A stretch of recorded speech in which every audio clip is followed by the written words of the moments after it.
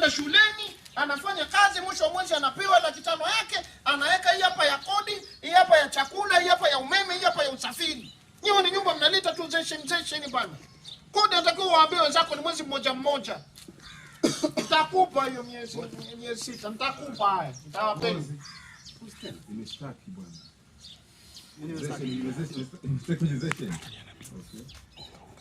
Nimeshtaki. Asante, sikiliza.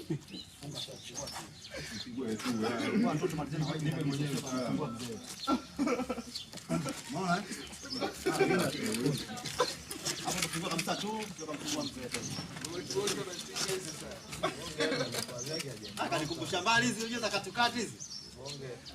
Na yule ndio ndio ilikuwa toka zamani ndio kwa. Sema mkumbusha mbali sana. Toka tunashuti nayo na kataga. Mpaka tukasema tusikomie. So hii. So hilo, silo kuna wanyani sili. Lenzi. Kule bwana alikuwa anasumbua hivyo na Bwana anasumbua ni ile 24 kwa 105 ile kutumia ile. Tunaendelea tu hapa pale kuishia basi. Hasa hapo mngefunga na bla. Sasa mimi ndo namaliza.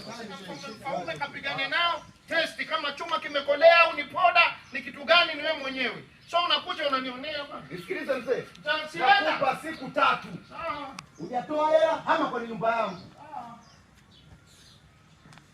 Kat.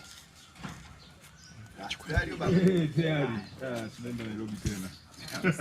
Tumtafute Baucha. Sasa si Zini nyingine baadaye. Twende kwanza tukapiga